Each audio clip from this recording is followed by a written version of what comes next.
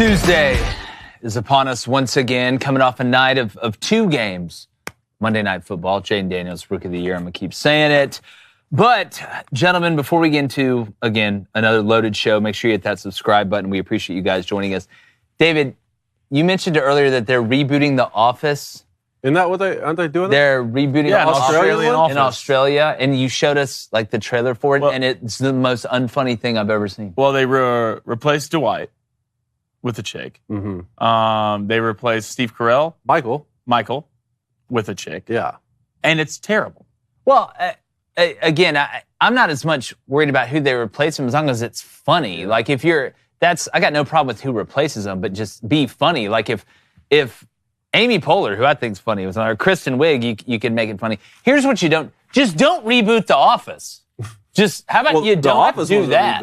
I mean, the British, and that's how I knew I was. Well, the British one started it. What wasn't the British one the first one? Ricky Gervais. So I want to know if Ricky Gervais has anything to do with the Australian version. That'll be telling enough if we know that he's behind it or not, because pretty much everything he touches is gold, and he was the first guy who did this. And I like the British one, to be honest. Some people it's a different type of too awkward. I appreciate it. So when you can't get a laugh out of me in the trailer. That's your funniest stuff. That's the best moment. That's your best moments. If you can't get a laugh out of me, I can't watch it. It's just not funny. It's just not funny. That's a shame, because The Office is hilarious. It's so good. It is absolutely. But I know if y'all don't know this, but the new Happy Gilmore, yeah, they're filming. Is that I know real? who the cart girl is in that? Sydney Sweeney, right? Is it real? Well, was that roster is Tiger Woods really going to be Chubbs Jr.? That's all I care about. Like, is Tiger Woods going to be Chubbs Jr.? Because that's what they said. That's what they said. Please let it be funny. If anybody can make a funny sequel, it's got to be Adam Sandler. Because like Grown Ups, and then the sequel was funny to that. I believe in it. It's like Jim Carrey and Ace Ventura. Some guys can pull it off, some guys can't. Speaking of pulling it off, Cam Ward leads Miami against Virginia Tech this Friday. Texas A&M takes on Arkansas, and Illinois goes to Penn State. We're going to break it all down. Plus, we give you our best early college football bets for Week 5. We've been hot. Tail us. I'm Jake Crain. Welcome to the Tuesday edition of Crain and Company. Immerse yourself in the freedom.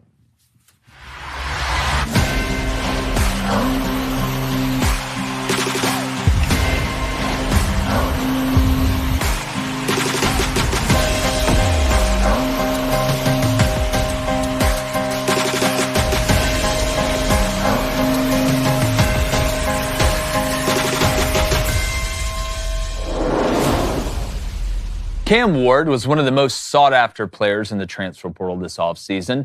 The price tag was very high, but at least so far for Miami, they may have gotten the steal of a lifetime. Now, there were some concerns about Ward's ability to take care of the ball, his willingness to improvise and take risks through the air, and how would that translate with him going to Coral Gables and playing in the ACC? Well, the numbers so far are elite. He's thrown for almost 1,500 yards with 14 touchdowns to just 2 picks. He's completing over 70% of his passes. On top of that, he's averaging almost 7.5 yards per run while only getting sacked twice. He brought all his good qualities to Miami and seemingly didn't bring any of the bad ones, at least not yet. But the most impressive thing that I've seen when I watched the tape isn't just the numbers, but how easy he makes the game look. It feels like everybody else is moving in slow motion to him, not just physically, but mentally. One could say he almost looks bored. Even on the plays where he has to leave the pocket and create, he doesn't look rushed or strained. It looks natural. He actually shares some very similar qualities to Patrick Mahomes. He can throw off platform very easily. He can see the whole field, and he may not be the fastest or jump the highest, but he has enough wiggle to be effective running and dodging pass rushers in the backfield while also keeping his eyes downfield. Travis Hunter, in my opinion, is the best overall player in college football, but I don't know how you can't say Cam Ward hasn't been the best quarterback in college football so far. Don't be surprised if Miami rolls Virginia Tech on Friday, but looking ahead, they have the quarterback to win the whole thing. And if I'm an NFL GM, Cam Ward should be the first quarterback taken if I get the chance. Can he keep it up? We will see. But so far, dude's been balling. I'm going to bring in former Michigan quarterback David Cohn, my brother, former Western State Colorado wide receiver Blaine Crain. And look, I mean, you look at Shedeur Sanders having to deal with an offensive line that's still progressing. You look at Quinn Ewers, Dylan Gabriel and them seem like they're starting to put together again out in Oregon. But David, I mean, as somebody that played in the Big Ten at quarterback, Cam Ward makes it look so effortless, and it looks like he has grown even from last year at Washington State when turnovers may have been an issue. Do you think that's because he has more confidence in the guys around him? Maybe he's not having to force the action so much? That's a good question. I think he's just grown as a player, too. He's playing at such a high level right now, and it's not just like the wild playmaking abilities. We knew he had that, but to be able to make throws and to move the chains consistently is what I'm really impressed with him so far. And if you're a college football fan that didn't watch him play at Washington State, it has to seemingly come out of nowhere a little bit what he's doing right now at Miami. But I've been impressed with him for several seasons now. The talent around him at Miami that you're talking about with Restrepo, and it's not just an offensive thing too, right? You benefit when the defense is good too. That helps the confidence as well. It helps him, be able to make plays outside the pocket. And it's not like he hadn't beaten anybody yet. That's why the opener against Florida was so important. South Florida's a good football team. My only question with him coming over was, will he force the ball? Will he turn the football over by trying to be the playmaker at all times? So far, 14 touchdown passes, 2 interceptions, highest completion percentage of his career so far. Obviously, he got big games coming up. We got to keep an eye throughout the season. But right now, playing at such a high level, and as we sit here, he's the odds-on favorite to win the Heisman. And Blaine, I want to make sure and give you credit. You brought this up when you came over to my house, and we were watching Miami play earlier in the year. And we're just watching him, and he, jogging to the sidelines, kind of just looking around. It almost looks like he's bored, but like in the Thanksgiving game when one of the older cousins is playing with the younger kids, and it's just, having fun. He's not having to go full speed. I want you to talk about Cam Ward, but do you think this Miami team is good enough to win a national championship? Ooh, that's a tough one. I have to see more from their defense. I think their secondary is good, but not great. Number 38 from South Florida, I can't remember his name, but tore them up the entire game. They stayed in man the entire game, too. But I do want to go back. Before the season started, we talked about Heisman odds. And I said on this show that Cam Ward, from an odds standpoint, would be a good bet. And I took that, and it's looking pretty good right now. But Cam Ward, to me, I think is the best quarterback in college football, and I don't know how close it is. Everything he's doing right now, and you bring up those 2 interceptions. One against Florida was true. The second one is against USF that threw it to a wide receiver, and he dropped it. Yeah. Did you watch that? That should be. It almost looked like a lateral. Yeah, he caught it and then basically gave it to the other guy. Did his knee hit? Did he catch it? And then when he was running, just catch. It was a wet day. It's South Florida. It was raining. I remember it. It came out. It was the first drive. Trust me, it was the guy who had Miami 16.5. I was worried that these guys were going to throw the entire game. But right now, you look at Cam Ward, and I don't know what box he doesn't check. And it feels like he's playing what? He's playing free, right? And you got to give a lot of credit to that to Mario Cristobal Dawson, and that staff of what they're doing there. And even at Washington State, he had talent. I mean, Josh Kelly had 2 NFL wide receivers. You had an NFL running back. So this is nothing new to Cam Ward. But what you see with guys, especially come from Washington State to a Miami or to an ACC school or SEC school, you have to see him catch up with the speed of the game, because it's just different. Cam Ward right now, through almost every snap of college football, hasn't had one to where he's looked sped up, that he's looked uncomfortable. Yeah. And the 2 guys, because we got asked, obviously they're going to have Dylan Gabriel up there for the Heisman odds. I think he was leading it. And Milroe was up there and Quinn was up there. Who are some guys in the back end? And we said 2 guys, Cam Ward and Jackson Dart. Yeah. And I think both those guys, because Jackson, I know Ole Miss, they're going to get into the meat of their schedule. We're going to find out a lot more. But Lane's keeping Jackson in to put up big numbers. Those are 2 guys. I wonder what Dart's at right now on the Heisman odds. But those are 2 guys. He's second.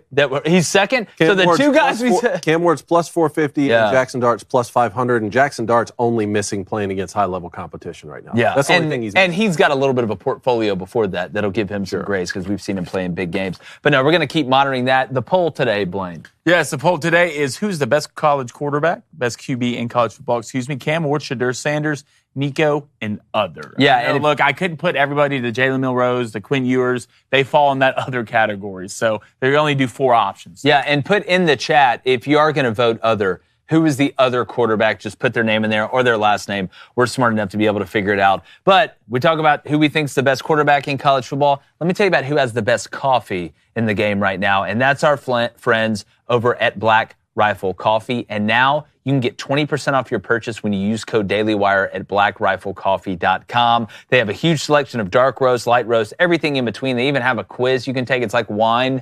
You can take a quiz on what wine you would like. They have that for coffee. And also, every purchase you make helps them further their mission to support veteran and first responder causes, from getting funding and equipment to first responders to helping our veterans get medical care. It is a true win-win. Great flavor, great company that's on a great mission to help out those who need our help, who in turn help us. So head to blackriflecoffee.com right now. Use code DailyWire for 20% off America's Coffee. That's blackriflecoffee.com with code DailyWire. David, we always talk about our favorite roast, right? You got the Headless Horseman over there? Headless Horseman. The Headless Horseman. Family right there. That's Ichabod. That's family. Power Llama, all types. So make sure that you head over to blackriflecoffee.com, use that code DailyWire, and get that money off. But speaking about off, we are off to Tuscaloosa this weekend. Yeah, we are. Live streaming that Alabama-Georgia game from the Innisfree bar. We're going to be hanging out Friday around town, doing some interviews with fans. Would love to see you out there. If you get a chance, if you're not going in the game, head over to Innisfree, watch it with us. We're going to be broadcasting. We're going to have a great time like we normally do. Excited to see everybody there, and it should be a heck of a game. But, David, that's not the only great game. We mentioned Cam Ward and Miami playing Virginia Tech. You know, we talked a little bit about Virginia Tech yesterday. You know, Drones has struggled a lot more than I thought he was coming into this year. I thought maybe we'd see some growth from him. We knew he could run, could see if he could make that jump passing-wise. The vertical game, especially against Rutgers, he had guys open. He wasn't able to find them. But Virginia Tech struggling to stop the run under Brent Pry. Remember, he came over from Penn State. That has been the most surprising part for me. And I'm trying to find a way that Virginia Tech hangs in this game. I think it's a 19.5-point spread right now. Obviously, Miami's the favorite. I'm just not seeing it. Mm-hmm. I think Miami, we're going to get to early bets, but I don't think you'd be crazy to sprinkle some on Miami minus 19.5 right now. Not just because Virginia Tech has struggled to stop the run, but if Kyron Drones is going to turn the ball over and miss wide open receivers, Miami's athletic enough and physical enough on defense to shut down that run game and put them in a bad spot. Yeah, and I was really looking at the South Florida game. Blaine, we were talking about this. You really liked Miami from the jump to cover and to win big, and I was looking at it like, hey, South Florida, one, they're a good football team. Is this kind of an opponent who's down there in Miami's territory in South Florida where, it's just a lot of these kids went to high school together. It ends up being uglier and chippier than maybe we thought, and it was close early on, but Miami ended up taking care of business. Now when I look at, a Virginia Tech team that hasn't stopped the run very well, I'm thinking in my mind, does Miami almost use this as an opportunity to try and run the ball even more, to get that to be a strength for them moving forward? I'm not saying that they're just so much better than Virginia Tech. They don't have to play their style of football to win. I'm not saying that so much. But can you look at it as an opponent like, this is what they're deficient at on defense. That's an area that we could improve on, turning around, handing the football off, running downhill, not making Cam Ward just, throw the football around or feel like he has to make a bunch of plays on the outside, and try and beat Virginia Tech like that, because that's a skill set they may need moving forward. Do you think that's an approach they may take on offense? Well, I don't know how you don't when you got a running back like Damian Martinez, right? And you're Mario Cristobal, you're an offensive line guy, right? You're the head coach, and it protects Cam Ward.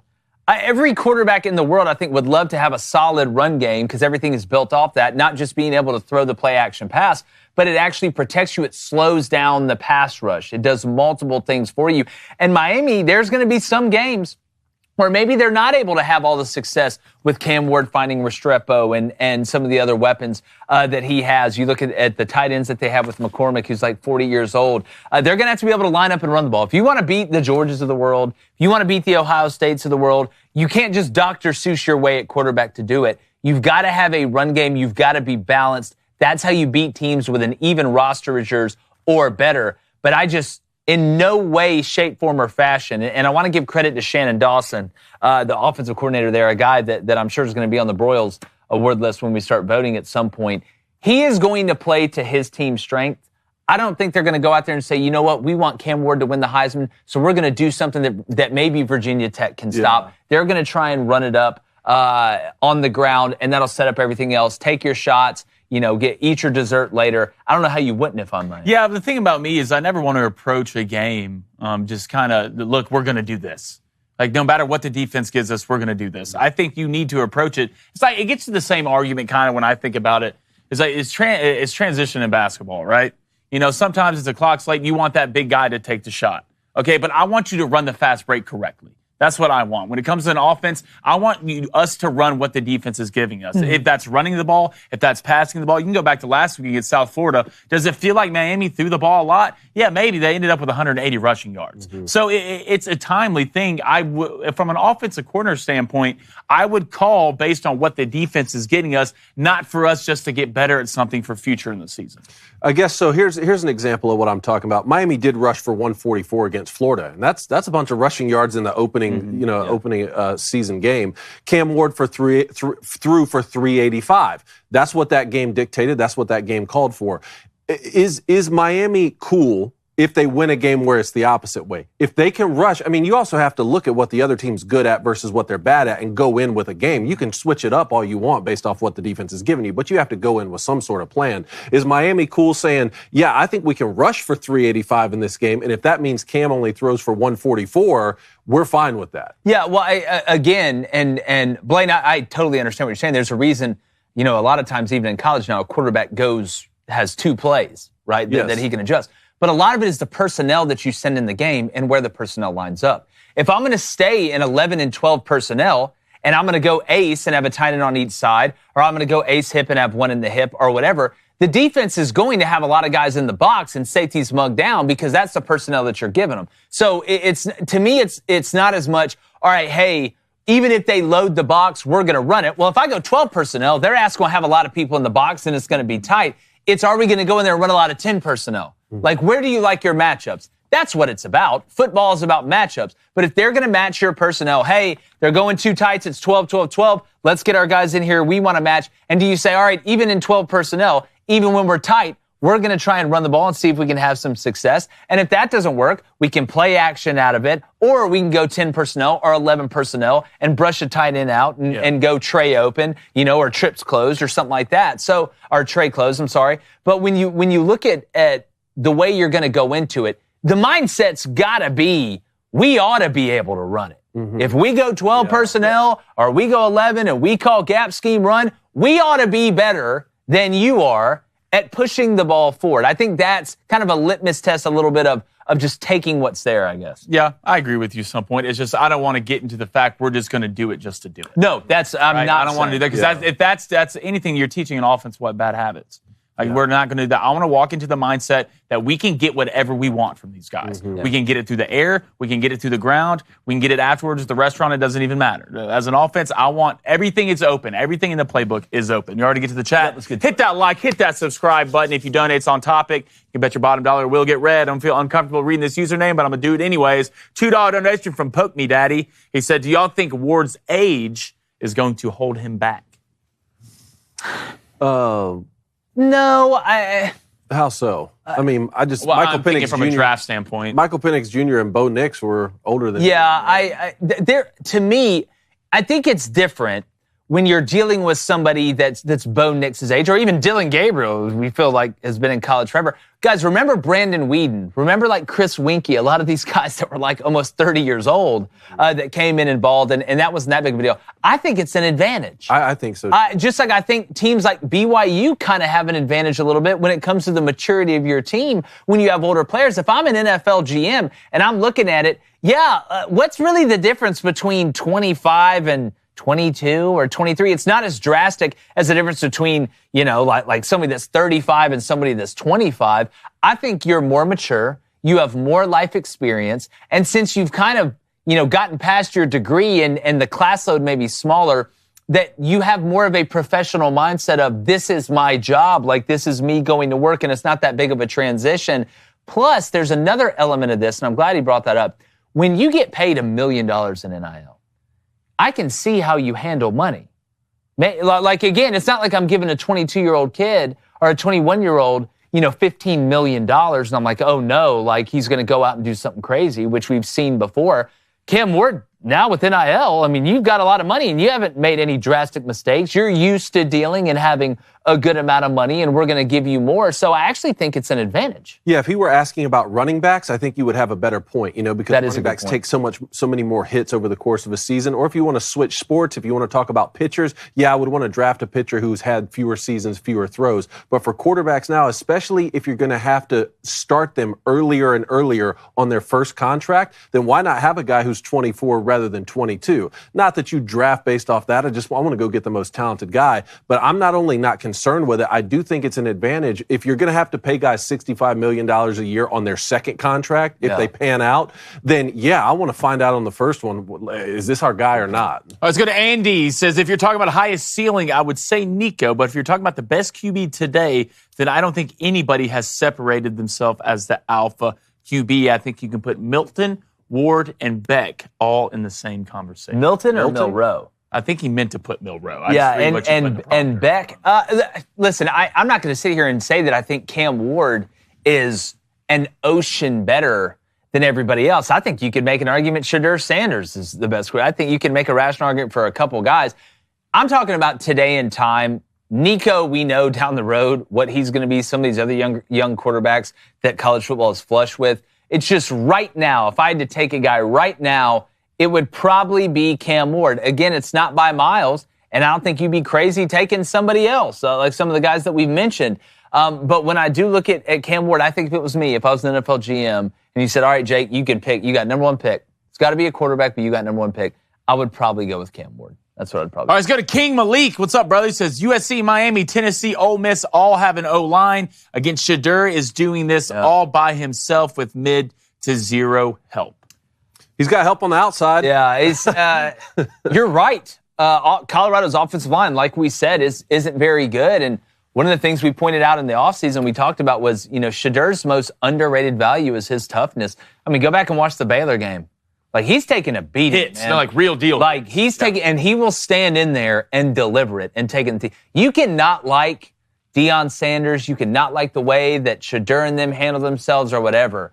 But there's a couple things about Colorado you got to admit.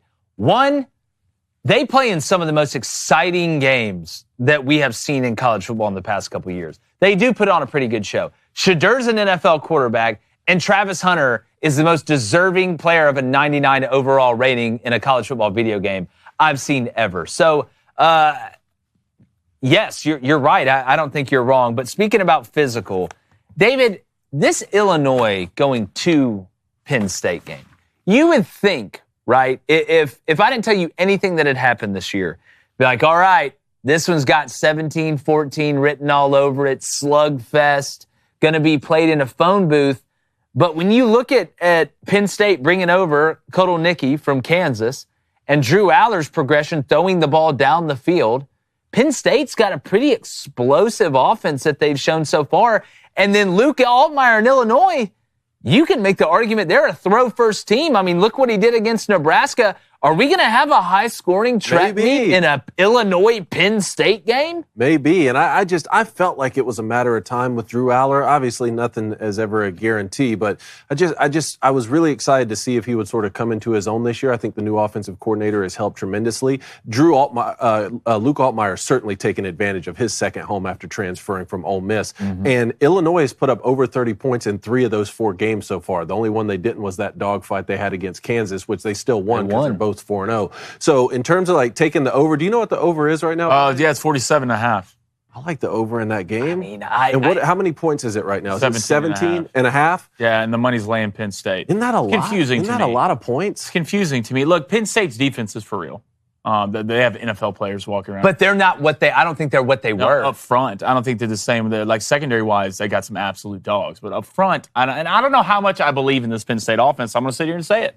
I'm going to sit here and say, look, you played West Virginia, and I get it, but I've watched West Virginia fall apart in that game. Fall apart. You fumbled it 3 times in the first half. I watched every possession of the Kent State, which they're good, but I don't know how impressive they really are. Illinois' defense aren't the Globetrotters or the Avengers, but that offense is pretty damn good. And Luke Altmaier is a veteran in this game. He's thrown 10 touchdowns and 1 pick. No picks, I believe. I believe Drew's 8 touchdowns and 1 pick right now. But how this game is this high, it's 17.5, and it's still laying Penn State with the money. I promise you, if this thing keeps going up and you can alt-spread Illinois plus 21.5 without crazy odds, it's going to be the best bet on the board. Well, and it's funny, when we talked about the Illinois-Nebraska game, when you look at the raw data, the data's not going to tell you everything, just like the box score is not going to tell you everything. But we're like, all right, Illinois has struggled to stop the run. They look pretty good stopping it against Nebraska, and Nebraska's a pretty talented team running the ball, or at least they had shown that early. I was more impressed with Illinois' defense than I was in the offense that game, because I'm not going to be shocked if Luke Altmaier puts a good game together. We've seen enough of him. He's had tutelage from, you look at his time at Ole Miss, now going to Illinois. He's a veteran in the game. It's, can Illinois stop Penn State's run, or at least slow it down?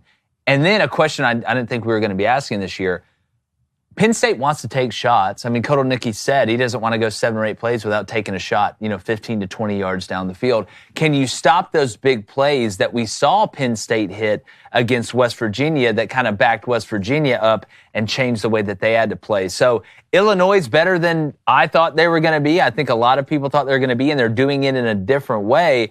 But Penn State is better than I thought they were going to be offensively, because they're doing it in a different way, which makes for a fascinating matchup. I agree with you guys 100%. I don't know why this spread is so high. Look, I'm wondering, are we going to wake up on Saturday and this is going to be like 10.5 or 13? No, it's going up right now. That's the thing. It's going up. It's leaning towards Penn State. The thing about it, did we learn more about Nebraska's defense or Illinois' offense in that game? I think I learned more about Illinois' offense in that game. So. Altmaier's a great... Well, then what happened against Kansas? And you scored, 18? How many points they scored? It was 23, and they created, 4 turnovers, I think, on Jake? Yeah, they're very opportunistic. And you thought maybe that would be what kept them alive against Nebraska, because they struggled to stop the run. It was the opposite. We talked about Nebraska, returning 80% of their production on defense. Good players on defense, and Nebraska being good up front in the box. Illinois and that Brett Bielema coach team were kicking their ass. They really were. In the second half of that football game, they could get whatever. And then in overtime, they had their way with them. So it's not like Illinois is a one-trick pony. They're going to come out here and just spread the ball around. They can do both. Trust me, Brett Bielema wants to run the football. And if he can do that against Penn State, which is not the easiest clip in the world, I'm not saying Illinois is going to win. Okay, but I'm pretty damn sure they can cover 17.5 point spread. It feels like one of those games where I wouldn't be surprised if Penn State still wins by 35 or if Illinois just wins outright. One of those games where I wouldn't be surprised either outcome. That's why I'm nervous to bet it. I know. So if you just want to stay away from it completely, that's fine. But that's why the 17.5, I'm fine taking it without even adjusting the line or doing an alt spread or anything, because it's like if Penn State's going to cover that, then they're probably just going to blow them out. If Illinois covers it, I think they could just keep. It's going to be a one-score game. Probably. This game's going to be a whiteout. It's at Penn State. Everything. It's going to be the whiteout. Yeah. So which is credit to Illinois. I mean, that means they respect you. I don't think they'd waste a whiteout. You're not going to shoot your wad on that one if it's not worth it. All right, let's get to the chat real quick before we move on to this last game. All right, let's go to some breaking news here from Jared Simmons. Thank you, Jared. Hey, boys, breaking news is Pac-12 is suing the Mountain West over penalties fees. Can we get a rapid reaction? It's the middle of the season. I don't care. I don't care. Can we save this stuff for before the season or after it? We're going into week 5.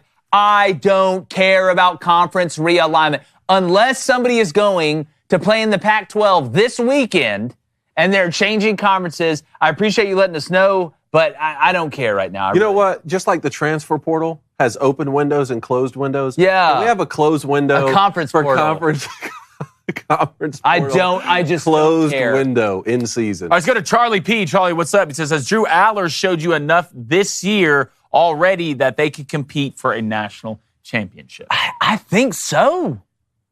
I mean, I question the defense. You watch them run around. Blaine brought up the secondary. And again, you look at Abdul Carter and some of the guys they got. I wonder if this defense can be dominant enough. Can this defense be Penn State-ish enough defensively to win it? I'm not as worried about them attacking down the field.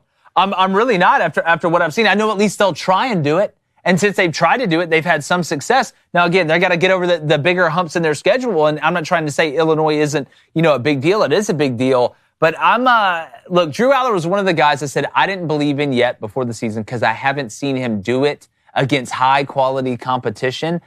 Say what you want about West Virginia. I know they're not the best. Illinois, we're going to find out a little bit. But at least they're taking those chances. So I'm going to say yes. I think they're in the best position that they have been. And, Drew Aller's kind of got some goofy athletic running ability. It's not pretty. He's a big guy. Like Jameis. He does run like Jameis. That slow fast. Hard to tackle. It is hard to tackle. Let's go to Blake Roberti. What's up, Blake? Says, guys, don't know if you know this, but Penn State is going to be missing their starting safety. That's Winston. That's going to be a big deal. And that brings us down to Nate Lavelle. He says, the one big thing I got surprised by wasn't the quarterback play from Illinois, but their receivers are pretty damn good. Yeah, it's funny. And David, you know this. You played against Illinois when they had Juice Williams, like some cats. But Illinois has always had some guys. I think they're just better as a team than what we thought. Like overall, it's not just a couple individuals that are out there balling, but they're just good overall as a team. It feels like they know who they are. And when you know who you are, whether it's playing at home, whether it's playing on the road, where you're playing a great team, a good team, an okay team, or a bad team, you tend to have more success. But Penn State not having that safety, believe me, Luke Altmaier and them are going to know it. But I don't think they're going to sit here and be like, well, now we got to throw it deep this amount of times. They're going to continue to do what they do, and I think that's why they've been winning. David, I do want to get to Arkansas and Texas A&M, which is a very interesting game to me, if that's cool with you. Sorry, yeah. I'm on the Kansas State one. Oh, we can get to that. You know what? Let's start there. We can get to the Arkansas-Texas A&M one in a minute.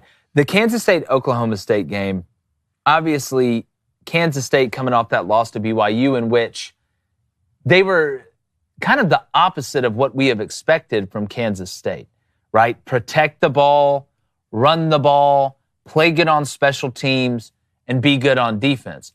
But I'll bring up another point that I talked about with Kansas State, two of them. One, Avery Johnson throwing the ball, we didn't believe in it yet. All right, he did have 2 interceptions in that game. Not saying he has to be Drew Brees or Dan Marino, because he does have that running element, and it's good. But it still seems like, if Kansas State's going to do some of the big things, he's got a little bit of a ways to go. And then on special teams, what BYU was able to do to him. But playing this Oklahoma State team, getting them at home, you feel like they're going to have success running the ball, and they're not going to have to play their backup quarterback like Utah did and kind of simplify it and go a little bit more vanilla than what you would. I like Kansas State in this game. And I probably like them big to bounce back. You like them big? I like them big to bounce back. Minus 4.5 right now. How do you like them big after they just got absolutely beat to sleep? Because like I said a couple weeks ago, they are a much different team, especially on defense in Manhattan, Kansas, than they are on the road. I said it, and you saw it again. That Kansas State team that you're going to see against Oklahoma State this weekend will be drastically different than the one that you just saw go play BYU. Because going into that game, it was, will BYU turn the ball over too much, and will it cost them? Because that's been kind of what's been going on with Rhett Slaff at quarterback. Well, not only did BYU not do it, Kansas State did it. I mean, Giddens still almost had 100 yards rushing, but BYU out-organized and out-protected the ball and did exactly what Kansas State typically does to teams. So when I look at Oklahoma State, they're still struggling to get Ollie Gordon going. Obviously, what Utah did, they out-physicaled them. I think Kansas State's a different team at home. I think this is, as long as it's under 7.5, and even if it gets to 7.5, I would buy it down to 6.5. I love Kansas State by a touchdown in this game because Kleiman typically does bounce back, and they want a good showing after losing a big conference game, right? A big conference game at a place they felt like they should have won one on the road. So, well, if I were forced to take a team to win, I'd go with you with Kansas State, but I don't want to touch this game with spreads right now. I don't know that much about either team. I've been disappointed in both teams, to be honest with you. Oklahoma State, not even really true to their identity right now. I mean, when you bring back 9 guys on both sides of the ball and you have Ollie Gordon and you want to run the ball hard and be that sort of team, a veteran team, they just hadn't played that way to me so far. And now that you've already lost to Utah, here's the landscape moving forward is what I'm particularly interested in the Big 12. Now that you've already lost to Utah and you go on the road to play Kansas State, you really can't afford that second loss because I don't think you find your way back into the Big 12 championship game. Whereas Kansas State, if they win this one, I think they're saying, okay, we did lose to BYU, but maybe we can find our way into the conference championship game to get a matchup against Utah. And if you win that, there's still a possibility of an automatic bid. Tiebreaker. When you don't have divisions anymore, these games, the Utah-Oklahoma States, the Kansas State-Oklahoma States, right? You want that. The first thing when you look at the tiebreakers is head-to-head. So if it does come down to the end of the year and you're sitting there and maybe you're 9-3 with 2 conference losses, or maybe you're 10-2 with 2 conference losses, and Oklahoma State's sitting there at 10-2, you won that tiebreaker game. Therefore, and it's not even, hey, maybe we can be the second team out of the Big 12. It's, hey, we have a chance to play in the conference championship, which is an automatic bid and a so bye. So a 9-3 conference, 9-3 team can get in the Big 12 if they win their conference. Well, if they win their conference, I just don't know how Oklahoma State would find themselves in the conference championship game if they lose to the 2 teams, one who's already in the driver's seat, and the second one. I still think Kansas State's going to be near the top of the conference championship conversation. If you lose to both of them, I don't know how you find your way back in. That's tough. It's crazy we're even talking about these 2 teams. This is an identity crisis football game for both these teams. I think that's a good way to put it. For both these teams. And for me, the big thing about it, there's something about Mike Gundy bouncing back in football games, that I believe in. I don't know if it's a feeling, it's a clue, or whatever it is. I like Oklahoma State in this football game. I do. I don't think you can. Outright? Yeah, outright, money line. The thing about it, and we talked about it too, if anything's going to travel, what usually travels, that's defense, right? We didn't see that from Kansas State, so I don't think Kansas State is just going to have a magic formula to stop Oklahoma State and what they do. I think this game will be close, but sooner or later, Ollie Gordon has to get going. He has to get going. And whenever you're in those film rooms, those position rooms, I'm Mike Gundy. We might run it 40 times just to do it. Who's playing quarterback now for them? What do you do? Because you had Bowman, you pulled Bowman, you put Bowman back in near the end of the game. You're riding with Bowman, I guess. Yeah, I think you got to. Has he said anything, Coach? I don't think there's an update. Chat, feel free to update us on this. I want to make sure we have. Think about the way that, and this wasn't a conference game. Remember that, just like Baylor and Utah wasn't. Remember the way that Kansas State's defense looked at home against an Arizona team that has some cats running around on offense. They give up 7 points. Then remember the way they looked against Tulane on the road. Not very good. Minson then tore them apart. And then think about the way they looked against. Some teams are different at home. And that's not a good thing, right? You want to be good. You want it to travel, right? Face this opponent. Doesn't matter where we're playing at. The location doesn't matter. As long as we're there, we're going to play the way we want to. There is something different about the way Kansas State plays defense at home. And I feel like it's been that way for a long time, or since Kleiman has been there. So you're going to bring in an Oklahoma State team that doesn't really know who the quarterback is, that their main cog in Ollie Gordon hasn't gotten going against a team that plays way better at home, especially on defense, that's a 4.5-point favorite. And Oklahoma State on defense, let's remember, got ripped to shreds by Arkansas. And then Arkansas handed them the game. I think Oklahoma State is walking into an ass beating. That's what it feels like to me. I think they are walking in. What if Oklahoma State just plays better on the road? What if they counter that by, no, we're a road team? Because the home game was against Arkansas, not pretty. Home against Utah, not pretty. What if they play better on the road? Kansas State plays better at home, and we actually I think a lot of this, I think Arizona's schizophrenic on offense. That's what I think it is. Are they? Yeah, you scored 22 points against North Alabama. Am I surprised you only scored 7 against Kansas State? No. I mean, again, though, I feel like if we're going to look at sample size, I think we know more about Kansas State at home than we do about Oklahoma State on the road. But we'll see. That's why they play the game. And Oklahoma State returned like 30 guys that played last year. We'll see. It's going to be interesting. Let's get back to the chat quickly, and we'll get to Arkansas. All right, let's go to the Cribber 305. He says, guys, I ran with the BYU bet last week. I love the money on that. Appreciate it. He says, right now, when I look at this game, it's hard not for me to trust Oklahoma State more. How? Just explain to me how you would trust them more, and then, I don't know, maybe you'll change my mind. What has Oklahoma State done to earn your trust? They're bad at what they were supposed to be the best at. Yeah. What have they done to earn your trust? Say what you want about Kansas State, but overall, I think Kansas State's played better than Oklahoma State has. You went on the road and beat a pretty good Tulane team. Who's Oklahoma State beaten other than Arkansas, who said, here, take this punt, or here, go return this interception for a touchdown? And it's at Kansas State, and Kansas State has to have it. The more I think about it, this may be the best bet on the board. Kansas State minus 4.5. Ooh. There's a little early look at it. All right, one more, and then we got to move on. Speaking of which, who took BYU to beat Kansas State that he's talking about? Did Blaine? He thanked us and gave us credit. We'll take the credit. No, I didn't. I don't know who you trailed because it wasn't me. Well, I think we talked about Kansas State struggling on the road, but we were worried about BYU turning the ball over, just like every BYU fan of all time. That doesn't ring a bell. I can't remember. All right, let's go to Mr. Shock. What's up, baby? He says, what do you do with Avery Brown right now if you're Kansas State? If he keeps turning the ball over, sooner or later, you're going to have to make a move. Avery Brown? Avery Johnson. Call him Avery Brown and get I read what you put in the prompter. Yeah. You got to ride with him still. Yeah. This is the part where he's got to get better. If everybody who was like, bye, Will Howard, you suck because Avery Johnson's the greatest thing since sliced bread, the one thing we hadn't seen yet was him consistently have to throw the ball to win the game. Like, it's one thing when it's on schedule and you're running it good and guys are wide open and everything's nice. It's another thing, what happens when Kansas State gets down and they have to throw to win the game? We didn't know that yet about Avery Johnson. We saw a little bit of that, and the early returns weren't great. Some teams can't make up for not being on schedule, or at least haven't proven the ability to make up for not being on schedule, and Kansas State is one of those teams.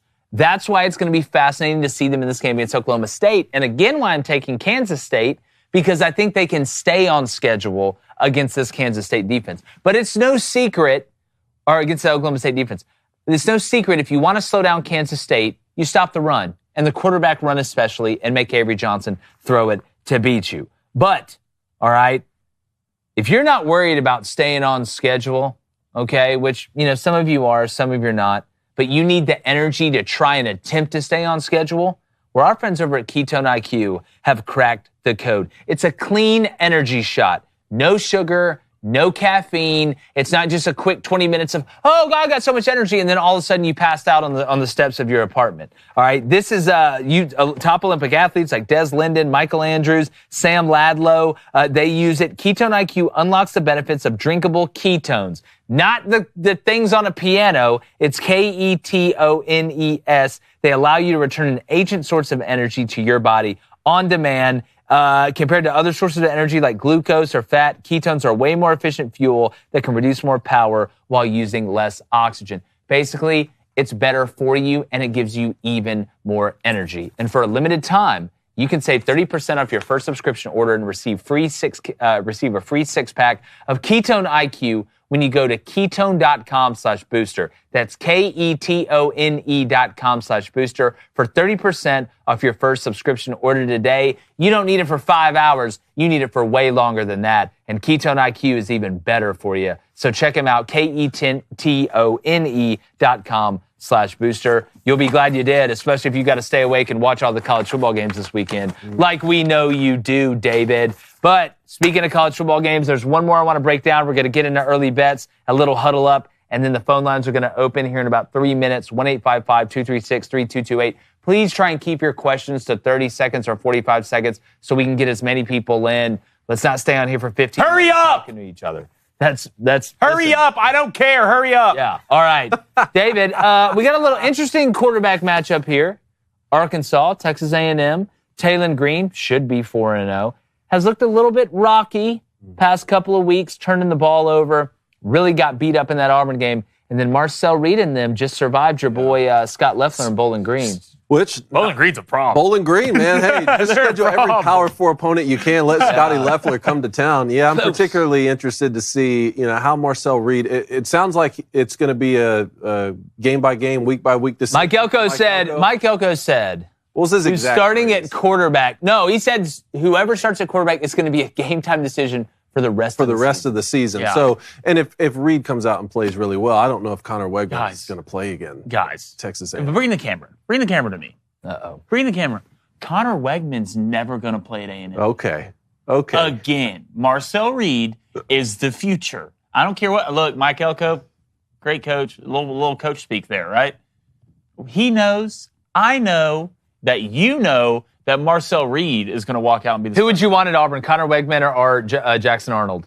Give me Jackson Arnold. Give me Connor Wegman. Give me Jackson I've Arnold. seen Wegman do it, dog. I've seen Wegman do it last year. Post-injury? Post-injury, yeah. I mean, what do you mean, yeah? You ran, but look, I've seen Wegman do it. Jackson ain't proved nothing to me. So what has he done? Beat Tulane? Barely? Not because of him. In this game specifically, like, we've seen Taylor Green just light up defenses, right? Auburn kind of held him in check for a good bit. Mike Elko is one of the best defensive gurus in the country. What do you think Arkansas is going to come with on offense against Texas A&M's defense? Well, obviously Taylor Green's strength is his legs, and he's been inconsistent throwing the ball. I think Oklahoma State was the game he threw the ball the best.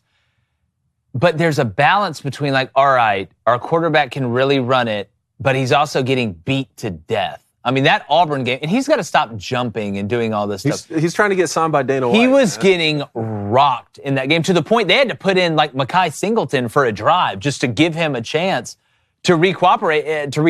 And if he's not able to run, you don't want him in there sitting there being a pocket passer, right? You can try something else to put another, have him in as a decoy to run, I guess. I don't know how deep the bench is there for Petrino in Arkansas, but if I'm Mike Elko, I look at the way Auburn heated him up and got the ball out of his hand, which DJ Durkin should have done more of. Would have loved you to rather done that than rush 3 and drop 8 and get beat deep. Buddy, let's get Travis Williams over at Auburn. Anyways, I would heat him up. I would heat him up and say, all right, throw to beat me. Throw to beat me. So that's the way I would approach it. But, again, it's if you do beat the blitz, if he does wiggle out of there and he gets to that second level, he can go score. I would heat him up, throw it to beat me. You really think so? You think you'd heat this guy up this game? Well, if you're A&M, like, you can't all do one thing. Yeah, but I'd heat him up. You feel a lot more comfortable from an A&M standpoint up front than you do at Auburn. Yeah. You feel a lot more comfortable with your front four and maybe a spy to be able to get home. I don't think you can get that at Auburn. We know the weaknesses of Taylor Green, and that's passing. But if I can get 4 in there, keep contained, not rush past him, and let my guys go, because I don't think Arkansas is going to be able to run the ball at will against A&M. I don't think. I don't like. You can go back to the Notre Dame game, but I think Jaquinnon's a good back. Yeah, it's a good back. Taylor Green can run it. Look, from a running standpoint, Arkansas is a really damn good football team at doing that. But the way A&M's built between the tackles on the defensive line, it's not a walk in the park when you get in there. The more I like it, the more I look at this game, I think a lot of this game is going to come down to what Texas A&M's offense looks like. Yeah. Walking in here, how much do you trust Marcel Reed in his first, big game, I would say, against a good Arkansas team. I wonder how much of the playbook's going to be open, how much they run him, and how much they let him air it out. So the real question to me is, what A&M offense are we going to see in this game? Because you're not going to see 5 turnovers. Well, if Arkansas plays the way they did against Auburn, they're going to lose by 14. Yeah, and I want to make sure when I say heat him up, I don't mean like go engage 8 the whole game. I'm talking about having that add-on for the back, right, when he says in the Green Dog. Bringing 5. Auburn was having success, not just bringing all-out blitzes, but Arkansas was struggling to pick it up. But I think you're going to see the decision that Colin Klein, the offensive coordinator at A&M, makes with Marcel Reed, I think is going to be dictated heavily on how he thinks A&M's defense is doing against Arkansas. Because if Arkansas looks inept on offense and you're like, all right, they're not going to score a lot, I think you're going to see a lot more running of the ball to not put it in harm's way with Marcel Reed to wear down that Arkansas defense. Just kind of like Josh Heupel said, you know what? Oklahoma's not moving the ball on offense. I'm not going to sit here and do a bunch of crazy stuff with Nico in the second half just to try and air it out. And that's with Nico at quarterback. Mm-hmm. So I think a lot of what A&M does offensively is going to be dictated on how they feel Arkansas can move the ball consistently against their defense. So that's the way I feel about it. All right, let's get to a little early best bets here for the week, guys. One of our favorite segments. Yes, sir. Had a lot of success on this. David, let's start with you. What are a couple that you're looking at early that you like? I'll tell you what I've already put in, and you tell me what you like and what you don't like. Miami minus 19.5 versus Virginia Tech for the reasons that we already talked about at the beginning of this show. I've already locked in the Michigan and Minnesota under 38.5 minus 120. Like we said at the beginning of the year, we're going to take every Michigan under. And look, that defense really came out to play against USC. I don't think Minnesota is going to be able to score. They shouldn't be able to score too many points against Michigan. And if Michigan's going to throw for, 34 passing yards, something like that, I do like the under, even if it's 38.5. BYU plus 3.5, minus 118 on the odds at Baylor. I haven't seen anything from Baylor that would tell me they can beat an undefeated BYU team by 4 or more points. So if you're going to give me points with BYU, I'm going to take it. The Louisville Notre Dame under 48 might be the best bet of the week, to be honest. We broke this game down yesterday. I would encourage everyone to go check out that breakout. And honestly, I've already put in for Louisville money line at plus 190. But if you want to take the points and you feel safer, go ahead and take the +6, +6.5, wherever you're getting it right now. Liberty money line minus 162 taking on App State. I haven't been impressed with Appalachian State. Yeah, Liberty will have to play them on the road, but I think they're in the driver's seat right now for that group of 5 spot. And then the last one, Alabama money line plus money, plus 110 at home against the Bulldogs. Look, I don't dislike any of those. Here's a couple I'm looking at. Ole Miss is a 17.5-point favorite right now at home against Kentucky. You can buy that down to 16.5, and it's like minus 137 right now. I love that. Boston College, minus 13 at home this week. I really, really like with them kind of bouncing back. Didn't love the performance last week. I thought they were going to end up winning by more, but they did find a way to win the game. They're playing Western Kentucky. TJ Finley's been hurt. I think Castellanos and them run all over that defense. Another one I like is the Texas TTP over 49.5. You can get it at minus 125. They're a 38.5-point favorite against Mississippi State. They're about to run the checkup on offense. All right. If you look at the way that this team is, it's their first SEC game, even if it's Arch Manning. Mississippi State is basically a junior college football team overall right now. Jeff Lebby's going to get it fixed. I think Texas may score 60 in this game. Quinn says he's questionable, whatever. I would be surprised if he played this week, but that's the Texas TTP over 49.5 and minus 125. And then Michigan State, right, is plus 24.5 right now at home versus Ohio State. I think Ohio State's going to win. I'm still not overly impressed with Ohio State. I haven't been. I watched them. They got the run game going a little bit against Marshall last week, even though Marshall came out and scored. Michigan State and Jonathan Smith, I think he's done an incredible job with this roster. The fact that they were able to go on the road and beat Maryland, really probably should have beat Boston College last weekend in the red bandana game. I think they lose this game by 17-20. Probably going to be a longer fight than what some people think it is. And it's at home. I'm telling you, Ohio State up front, man, I'm not sold yet on offense. I'm not sold. Give me Michigan State plus 24.5 at home. All right, I love all your bets, guys. Just keep it rolling. It's been an absolute trailblazing of a year so far. It's a generational run. Keep that going. First thing I love, I'm going to stay with the guys who brought me. Give me Miami. It's at 18.5 right now. I think the points are laying with Virginia Tech, if I'm not lying from an odds standpoint, betting-wise. But I love this game at 16.5. So I'm going to alt spread this down already to 16.5. You can get that at minus 140. Same thing with the Ole Miss. Minus 16.5. Kentucky's a good football team. The difference are they? I think so. Yeah, it's defensively, I believe. But the difference is Ole Miss has a defense this year, and that's when you can rack up points against this Kentucky team. Louisville plus 7.5. What has Notre Dame shown you that they can beat a good Louisville team on both sides of the ball by more than a touchdown? Yeah. I haven't seen that yet. You like the under in that game at 46.5? I said that's the best bet on the board. Okay, I like that. Then give me Bama. I like the money line, but I'm going to go plus 3.5 at home. I like that hook plus the field goal, what you're rolling into at home. I think that's a great bet. A couple sneaky bets out here, too. I like Illinois plus 17.5. We already talked about on the show. And one no one's talking about, well, one guy did bring it up to me, and I'm pretty sure it was you yesterday. And the more I look at it, the more I love it. South Alabama plus 21.5 at LSU and the over at 65.5, buddy. South Alabama's a good football team.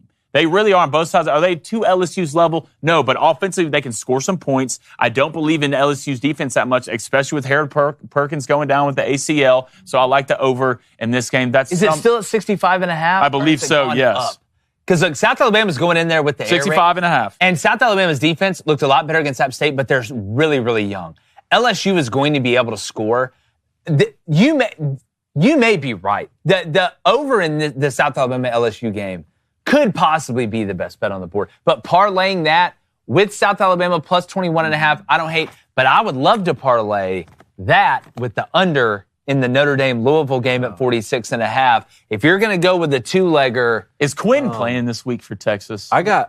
We're not going to know. I got Louisville Notre Dame at 48. You got it 48? Oh, God, even better. Pour it all over me. You'd probably smart to buy it up if you're going to parlay it with the over on the 65.5 for LSU, buying that thing up to 49.5 and then parlay. And this might sound crazy, and this isn't a homer take, okay? For some reason, and I haven't found those reasons yet, I think Auburn's going to win Saturday. They're going off at plus. I don't think you're crazy. They'll play the best game of their lives. Like, I don't bet on Auburn. Plus 108. Under? It's plus 108. You're at home. I mean, everything's going against you. Everyone thinks you're going to lose. You don't have a quarterback. I just think Auburn just finds a way. Oklahoma with a new starting quarterback, a young kid, tough environment. I think this game will be close. I wouldn't be surprised if Auburn won this football game. Well, can I give you one caveat real quick? I agree with everything you're saying, and we're going to get to locks, leans, and dogs on Friday for sure. One caveat on the Louisville-Notre Dame under that kind of scares me is I'm anticipating a close game. Overtime, man. That's what I'm saying. Like, is it 17-17 going into overtime, or even worse, 20-20 going into overtime because Notre Dame ran a fumble back, and all of a sudden somebody scores a touchdown or kicks a field goal, and the next team scores a touchdown to walk it off. I wonder if you could get the under in regulation. But if you get it 49.5, I'd feel better about it because you still get away with 20-20. First team kicks a field goal, next team scores a touchdown. That's 49. You win it by the hook. But that's a really good point. But talking about Auburn, somebody's got to be responsible for it because we need responsible men. I'm not. All right. No, you're not. Well, people think you're responsible for it, but you're not. What is responsible man? Blaine asks while typing on his phone. What is responsible man? Blaine, stop typing on your phone and look at me when you ask questions. It's a multivitamin that's packed with 33 key ingredients that supports your immune system, sharpen your brain, and keep your heart and muscles strong. Plus, it's a Daily Wire's venture company, so you know it's sourced right here in the good old USA. We don't get all the vitamins and stuff we need. All right, I try. I don't eat breakfast a lot. Not a huge lunch guy. Big dinner guy. Got lasagna tonight. Everybody's excited about it. But if you want to make sure you are getting all the nutrients you need to be a strong, responsible man, right now, you can take advantage of it, fall sale too, and get 30% off your order, plus an additional $9 off your first order. If you head over to responsibleman.com and use code BOOSTER at checkout. But hurry, this deal won't last long. Remember, a strong America needs strong men, and strong men start with Responsible Man. That's responsibleman.com. Use code BOOSTER. Makes us look good, makes you feel good, because you get 30% off plus $9 off your first order. Be the man your team needs you to be. And plus, the vitamins don't smell like you found them in one of Greta Thunberg's old shoes while she was screaming at a protest. They got a nice minty flavor. It's really good. Isn't she like part of the Mossad now? I don't know. If you listen to that girl, you're an idiot. I don't want to be your friend if you listen to that chick. Anyways, we got Huddle Up segment. Before we get to calls, we're going to get to calls and back to the chat. But it's the greatest segment known to man. It's time to Huddle Up. Let's break it down with David Cohn. All right, huddle up. Let's get in 10 personnel and go gun, doubles right, quick Linda scan, double short hook. This is the first huddle up play to feature an interception. This is the pick six for Will Johnson and Michigan against Miller Moss and USC this weekend. Let's break it down. First of all, we have 3rd and 3 here.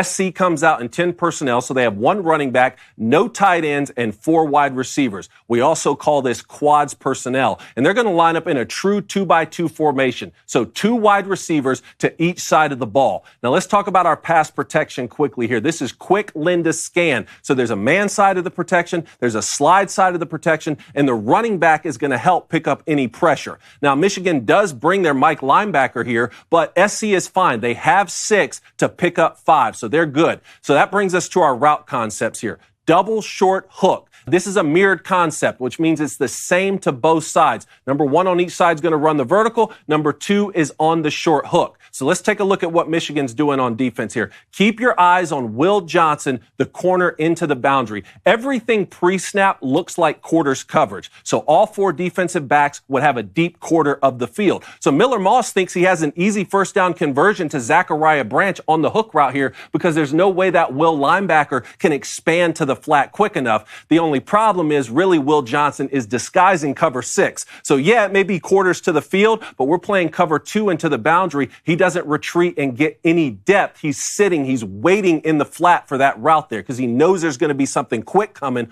on 3rd and 3. Pause it right here as Miller Moss is releasing this football. Even now, this quick hook route is open. That's why Miller Moss doesn't throw the whole shot to Kyron Hudson there on the vertical, which is the route that he beat LSU with in the opener. But Will Johnson sitting there waiting for it, jumps that route for a pick six. The athletic ability to pull that off combined with the high IQ football mindset to disguise that is why Will Johnson is an All-American, is why he's going to be a first-round pick. And without this play, Michigan doesn't win the football game. This is 10 personnel, gun doubles right, quick Linda scan, double short hook. David, great job as usual. I want to get to phones, but there's a couple things about this play. And me and you talked about this a little bit earlier before the show. Whenever we used to call quarters, so if we were like, hey, over, yellow, we'd sometimes have a tag with in the boundary. Like yellow was the coverage, blue was cover two. And I'm oversimplifying it, but I want people to understand it. We would tag something called cut into the boundary.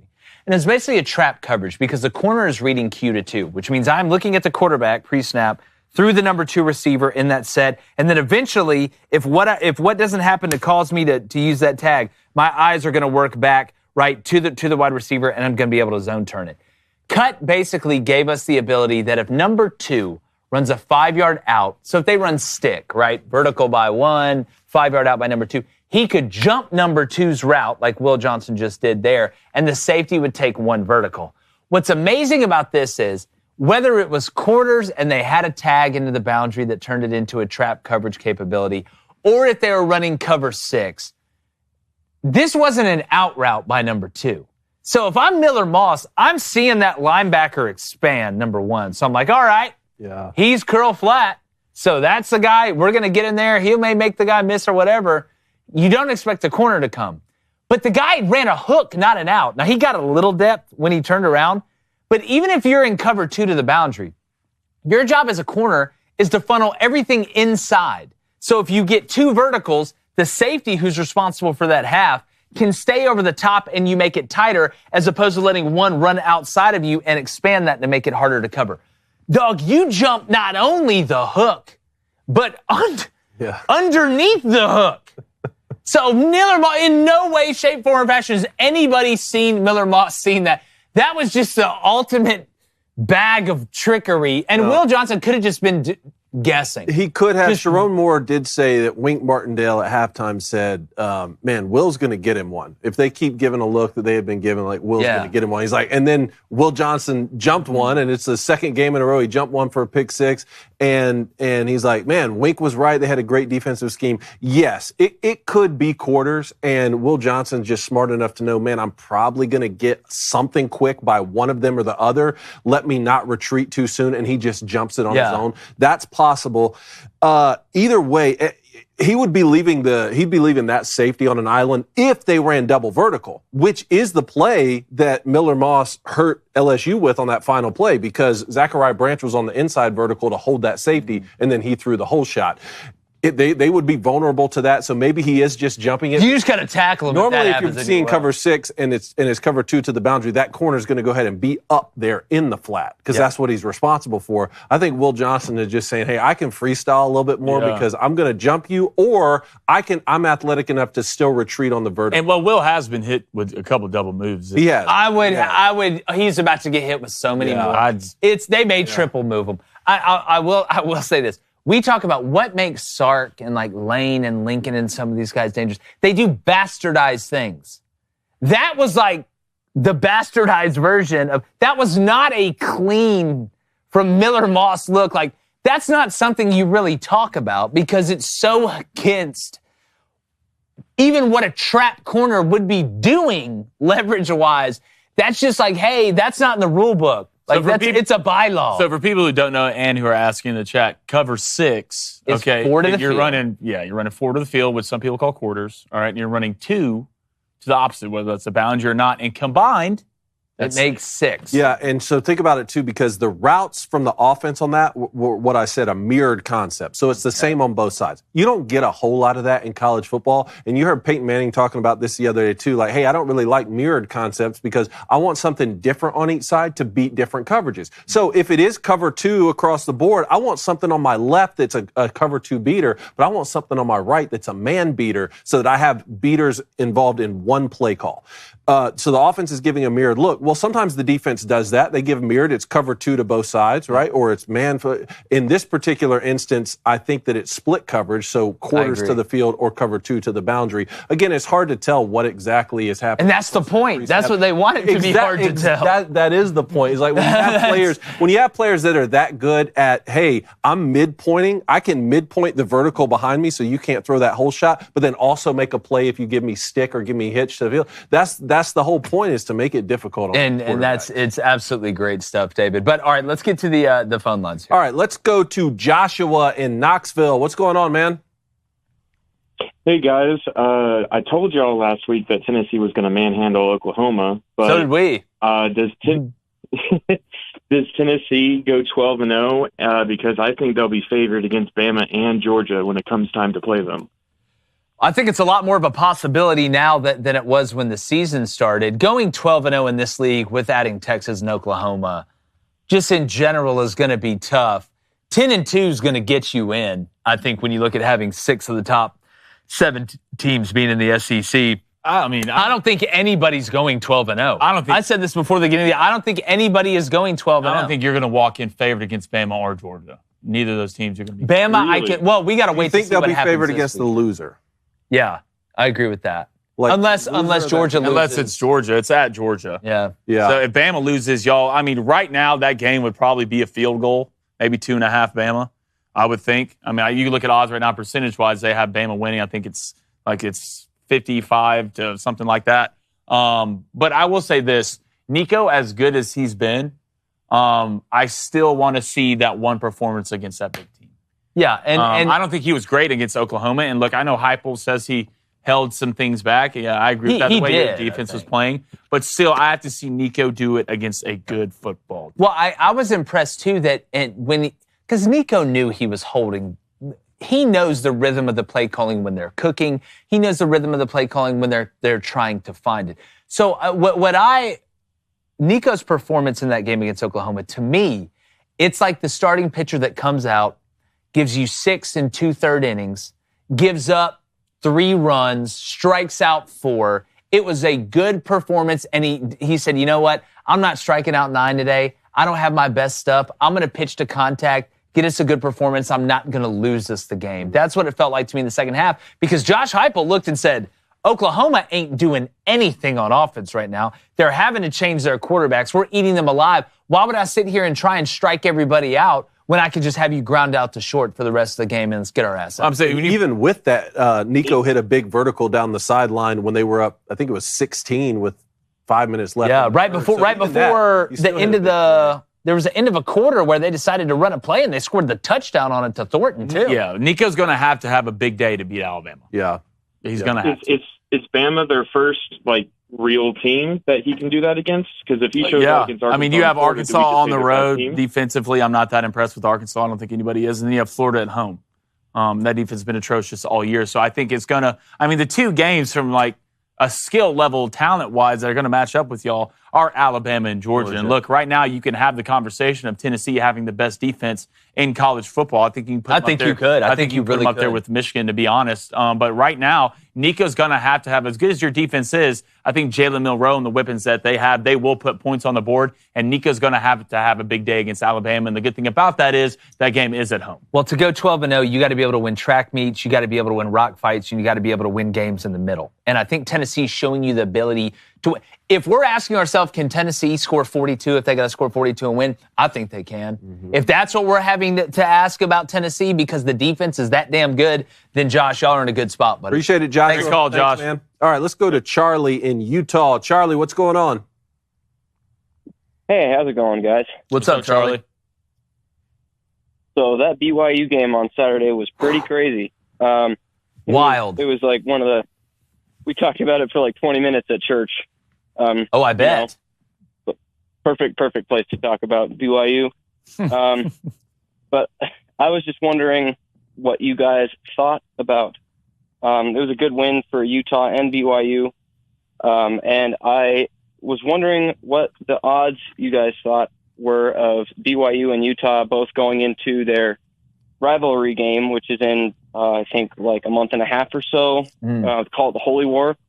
I wonder what you guys thought about both of them going potentially undefeated until that game. That game was November 9th. Yeah, well, I'm so glad we're playing this game. It's one of the best rivalries, I think, in college football that not enough people talk about.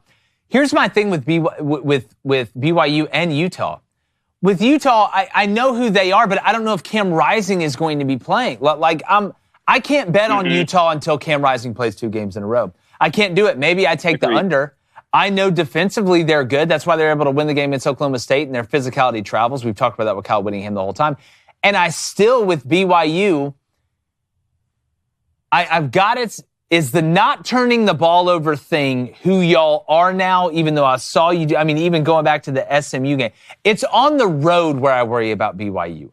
That's what I worry about, right? Is that where the turnovers are going to show their head? Y'all play who, Baylor this week? Yeah, that's what I was going to say. Y'all go on the road in Baylor. If y'all go on the road and it looks organized and you're not turning the ball over, not that Baylor's the best team in the world, I'm going to really start believing, hey, let's look ahead for BYU a little bit and run this ground ball out. Could this be a team that could find themselves in the Big 12 championship? Yeah, I mean, I don't think that's a crazy thing to say, but I will say this. BYU football players, coaches, and fans do not need to get in the business of looking ahead to Utah. Yeah. Because right now you go to Baylor.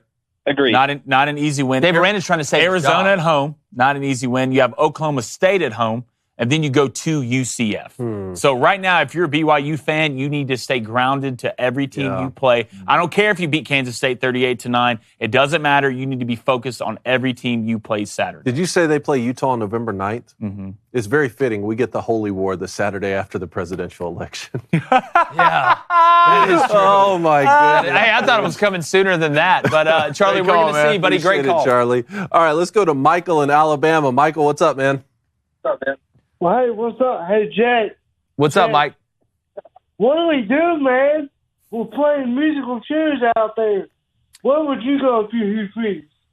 With the quarterback situation. Well, to me, do you make the decision of, hey, we're just going to run the ball and maybe throw a guy that's a little more athletic back there that can run it but may not throw it as well, and give Sam Jackson a wildcat package or something like that? I mean, that's the tough part. I don't think do you throw Walker White out there and say, listen, if we're going to go 4-8, we're going to go 4-8 with a guy I think can turn into the guy who needs to see the Oklahomas and needs to see the Georgias and the Alabamas, because going into year 3, you can't miss at quarterback again. Even if it's a young guy that's making mistakes, you can't do this for 3 years in a row. I don't think you survive the end of a third year if you don't make a bowl game. And if you're looking at this stretch, it's not good going forward. So if it was me, I would rather give Hank Brown another chance. There's no reason to put Peyton Thorne back out. There's no reason. Peyton Thorne is... And just run it? If we're just going to do that, I've been calling for Sam Jackson for weeks.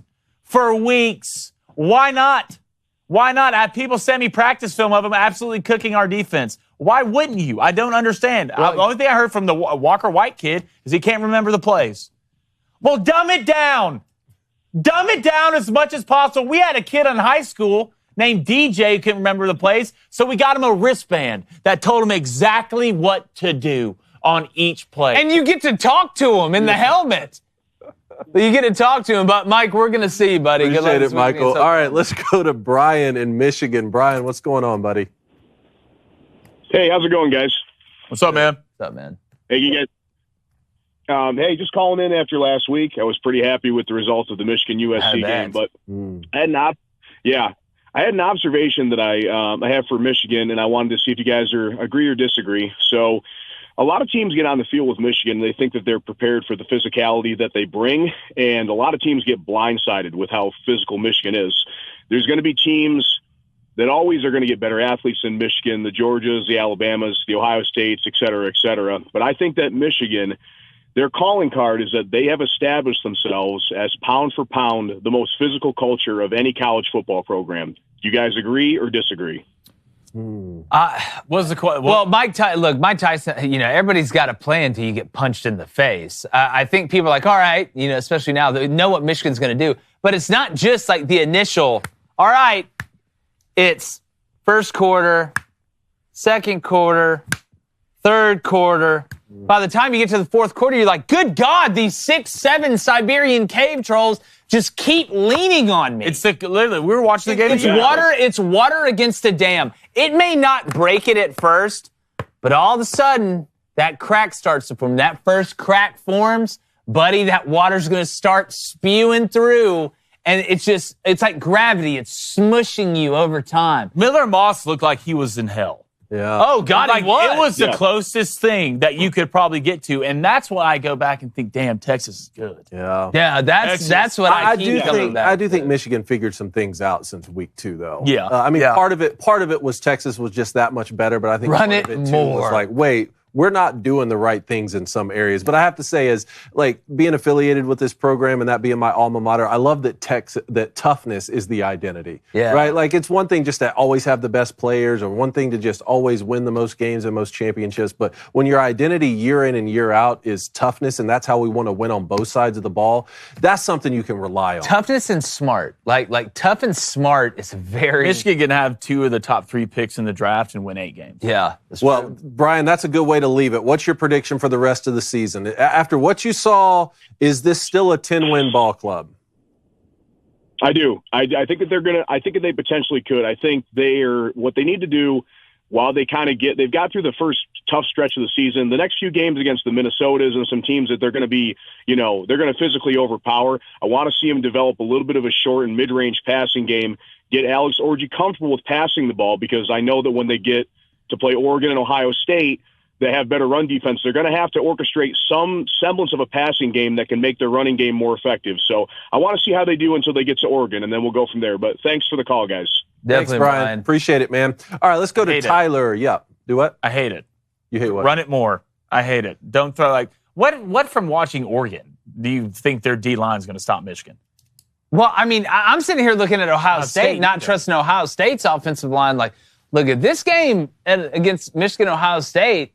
19.5. I'm worried about Minnesota. That's another. I'm just worried about Minnesota. Yeah. 1 week at a time. If this is how you're going to play, if you're going to throw it 12 times for 40 yards, be ready to win by 3 every game. Well, there's not going to be a lot of game easy every feelings. week.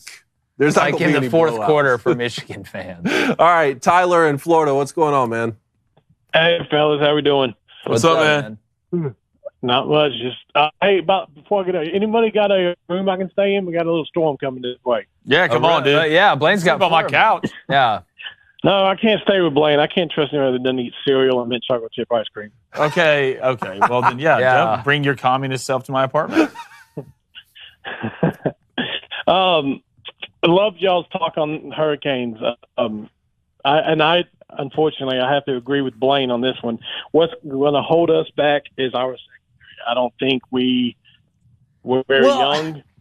So you guys kept getting beat the same way by the same guy. Well, the one thing about why are you playing 13 yards off about a guy that can't throw? Talk about halftime adjustments, right? Y'all didn't make any adjustments at halftime. Y'all ran man probably 90% of that game. We did the same against, I think it was Boston. It was like a series, but they literally ran 3 10-yard outs, and it was wide open every time. Yeah, 19, whoever 19 is, 19 for y'all at corner. I've never seen so many 3rd and 10s, whereas he plays 15 yards. I know. And Byron Brown can't throw. He can't throw it. He can't throw it. So I do think that's going to be our downfall. Yeah, that's the weakness, right? But, up front, y'all are good. Correct. On the defensive line, you got to stay healthy. Yeah. Got to say, offensive line's good. Receivers, you have. Well, Ruben Bain, when does he come back? Was he back last game? No, he was not. I don't know, but originally he was going to be back for the South Florida game, and then it was a game time decision. Yeah, then they watched our boy throwing warm ups. They were like, "Nah, sit him." Look, Ruben Bain's a problem, dude. Oh, he's a menace. He's an absolute menace. But yeah, I agree with Blaine that. That's going to keep the one. Another that we have these elite Georgia, Bama's. We depth on the O line. Yeah, is not where it needs to be. Like our starting 5, I'll put up against anybody in the country. Mm-hmm. That gets a little sus. Well, is it because it's young? Is that why? Because I know Mario's been recruiting his mittens off on the offensive line. Y'all just young. A younger thing. Yeah. Well, it's not. I'd rather you be young and strong than good problem. Hey, good problems to have. Though. Yeah. Right. Good problems to have. Hey, after the last 20 plus, I am. Yeah. Thanks, Tyler. Appreciate it, man. Speaking of O-line, did you see Amarius Mims come in last night? Come into the game at right tackle last night? Oh, no. 350. No, Rusty Manziel told me, you remember when he came on here? It's Yeah. like, I've never seen a high school player that's like 320 look like that. Look like a linebacker. It's insane. Yeah, it was wild to watch. All right, let's go to Will in New Jersey. Will, what's going on? What's up, boys? What's up, Will? Hello, Will. So I didn't want to talk about it, but Jake, David, we're going to have to talk about it. There is a fairly important 3-game series that starts tonight in Atlanta. How do we think this is going to pan out? Is this Mets tonight? Well, listen, here's where I'm at. You can't talk about Why it. can't All I? right, I had to watch the Phillies owner walk in the locker room and say, give me my effing trophy. And then they gave it to him. So I'm still recovering from that. Why do we just get so hurt? The Braves are the most injured baseball team all the time ever. What are we doing? Get some ketone IQ. It's a clean shot of energy, David. I know. Or be a responsible man.com with code BOOSTER. Take your vitamins. I don't know. I always assume the worst for the Braves, Will, but it's just me, I guess. So what do they need to do to make Jake, the I'm a playoffs Mets right fan. now? Well, I'm talking about from a Braves standpoint, Will. I wish nothing but bad things for you guys. I was hoping you'd call in and talk about Rutgers playing so good. No, dude. The Rutgers can go to hell. Damn, Will. How about those Yankees, though? Yeah. Hey, they're doing great, man. They are. I hope the Yankees. I hope they avoid the Tigers. The Tigers are pretty scary right now. Dude, look, my buddy Mark Ryan's up there now. People are saying he's the reason. The voice of Detroit. Jake's not even a Braves fan, so I don't even know why we're talking. Whoa. First off, You're watch not your a mouth. Braves fan. I am a Braves fan. I took my wife up to see the Reds game because she'd never been to a Major League game, and the Braves were on the road that weekend. It's the only weekend I could do it. You wouldn't know that. only weekend? You wouldn't know that. You don't even have pets. See, the only weekend? That's the only weekend you could do it? That's the only weekend Not I only could go do to it. the Reds game, you came back with the jersey. Because that's when she was getting more See what pregnant. you started, Will? Thank you. Chop on. Well, you're welcome. But one quick thing, guys. The reason the Phillies owner asked for his effing trophy is because that's the only effing trophy he's ever going to win. So the Phillies can go to hell. Well, we can Go agree Mets, at least. Go Braves. Yeah. Go Yankees. We can come together, Go Yankees. Mets and the Braves, to hate the Phillies and also Ryan Giggs. Yeah, Will. Appreciate it, Will. All right, last caller on the line today is AJ in Georgia. Talk to us, brother. Georgia. Hey, AJ, what's up, dude? God. The world just happened. what's your favorite planet? Mine's the sun. The sun. You're a hot dog. Would you eat yourself? AJ, are you still there? Please still be there. You just hang up. Harry Carey, where are you? Did he? Got the He call. called in and hit Harry Carey and hung up. Well, listen, I love it. What an absolute G. I absolutely love it. Glad we made time for that. I know. That's how you keep it prompt and to the point, baby. Hi. How about that throw? Oh, no! Bets, baseball, friends, friendship, fun, whatever. Angels. Hope to meet them one day, and also that they win tonight against the White Sox, minus 115. And then the Rangers playing the A's. Probably in the behind some bar somewhere close to Oakland. Give me the Rangers on the run line, minus 1.5 at plus 142. David, what are you betting Against my better judgment, give me the Braves.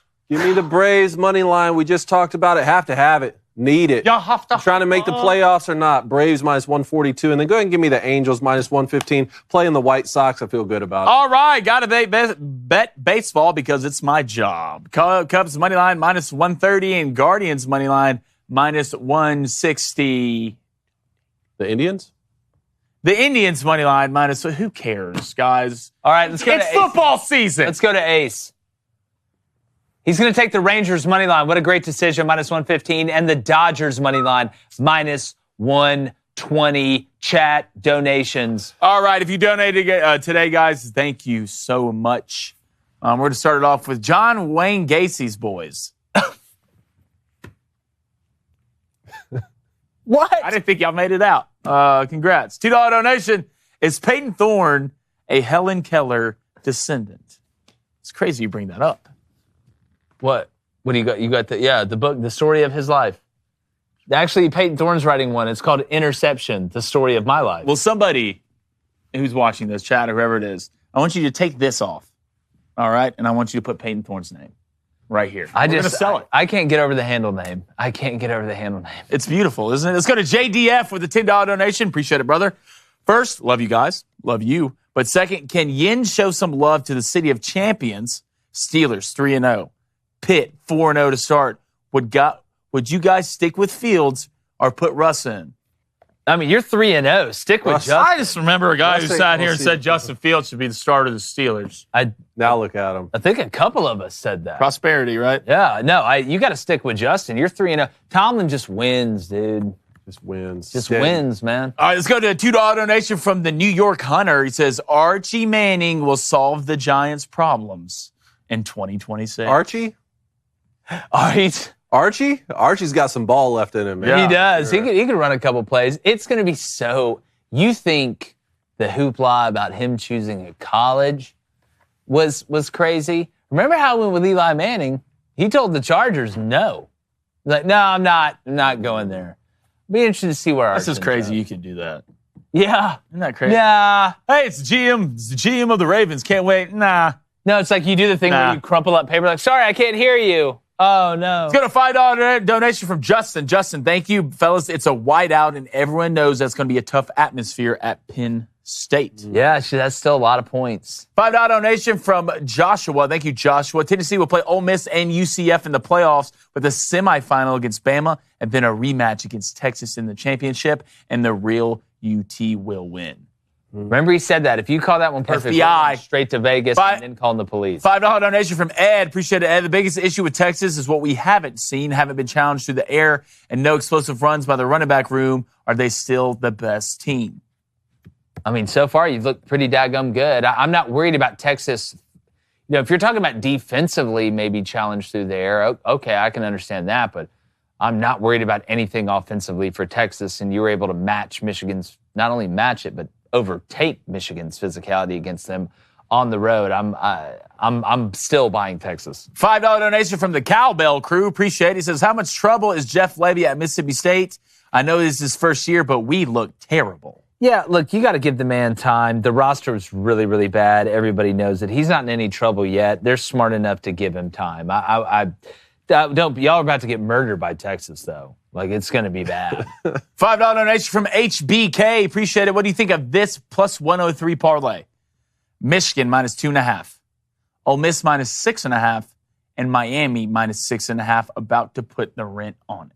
I like it. Golly, if I could be gay for bets. If anything, any teams out of that scare me, it would be the David Cohn's Michigan Wolverines. Against Minnesota? Minus 2.5. Yeah, it's just I hate betting these games. Michigan versus Minnesota, it's minus 9.5. It's going down already.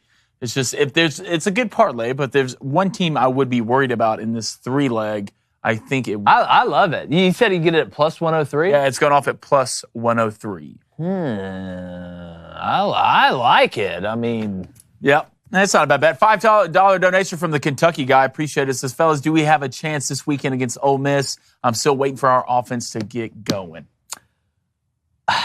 You know that part on Little Giants when he's like, with him. When he's like, be easy with him. When he's like, I lost to my brother. We used to race each other on Cherry Street, and then one time I beat him. It's the only one time.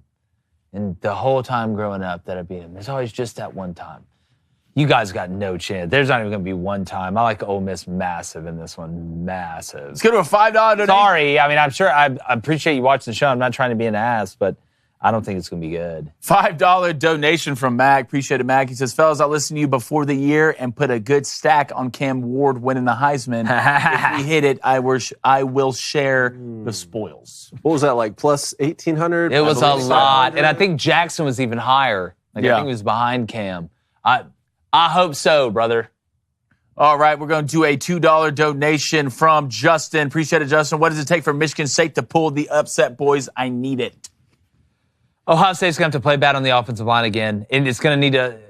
I'm not as worried about Michigan State being able to kind of slow Ohio State down as I am about Michigan State being able to do anything on offense. And Aiden Childs throwing the ball straight to Ohio State. This just feels like one of those games where Michigan State, for like 2.5 quarters, is like, oh my God, they're down 3? Or they're down 4? and then it's a pick six. And then they get stopped, and then Quinshawn pops a run, and you look up and they're down 18. Like, that's what I'm worried about. It's going to be tough. It needs to be a low-scoring backyard brawl, but I think it can be. That's why I love it at plus 24 for Michigan State. $5 donation from RJ. Appreciate it, RJ. He says, I have a question for the three Dons. What would be more dangerous? Kendall Briles bringing the run and shoot, or James Chadwell to the Tar Heels? Are you talking about Kendall Briles going to Oklahoma? Would I rather have Kendall Briles or Jamie Chadwell? Give me Jamie Chadwell. North Carolina is an interesting job for him. It is. We had talked about the ACC would probably be a good fit when he was still at Coastal. That would still be in the same state. Now he's at Liberty. North Carolina would make a lot of sense. That would I like. That mix sounds right. Yeah. All right, last donation of the day. Really appreciate it, guys. All the donations. $2 donation from your granny's fupa. I don't know what that means. I hope it's not bad, but I have no idea. You know what I don't. I seriously don't. If I don't did, I wouldn't care. dumb. I'd say it. He says, how coveted will John Mateer be in the portal? John Mateer? John, Mateer. 2 E's and an R. Be in the portal. I have no idea. Why is that name not ringing a bell to me? I'm guessing that's some FCS. Is that an FCS guy or is that? But why is that name? Wait a minute. I've heard that name before. Why am I drawing a blank on it? David, you got anything over there? John Mateer. I don't know. I don't know. We'll look into it after the show. Look that one up. God, that name sounds familiar. All right, poll. Who is the best quarterback in college football? Cam Ward, Shedeur Sanders, Nico Alama, or other? Nico what? Alama. I think that's correct. I'm going to say they said Cam Ward because they're smart. Yeah, because the 41%. It's a Washington State quarterback. Oh, the white boy. That's kind of nice with it. Yeah. Remember the one we watched against San Jose State? I think, what year is he? Sophomore? Especially, look, if Cam Ward goes and keeps doing this, people may go back to Washington State and be like, hey, no disrespect to Washington State. The farm. That's the white boy. That's that we were walking like, oh, God, oh, boy's cooking. I just feel like on the poll. I know I messed it up, okay? How'd you mess it up? I should have put Jalen and I should have put Quinn. We only had so many options, right? That's why I just feel like there's still Alabama fans in there. There's Jackson Dart fans, Quinn Ewers fans. I'll go other, like 55% or something. Shedeur Sanders, 9%. Nico, 14%. Other, 29%. Cam Ward, 48%. Oh, they like you. Yep, all right. We appreciate you guys. Thanks, everybody, for being here. Make sure you hit that subscribe button. Check out Black Rifle Coffee, Ketone IQ, and Responsible Man. You want to be responsible and a man. Make sure you check us tomorrow. We got Tom Luganbill. Lugs is going to join us as we continue to talk about the most beautiful sport in the world, football, and like the chances, me hoping the Mets win tonight. What are you doing? We'll throw it with you. No, you're not. This is my thing. Don't take my thing. All right. Don't take my thing. Gone. It wasn't going to work. Gone. See ya. Quick draw, McGraw. I'll be your Huckleberry.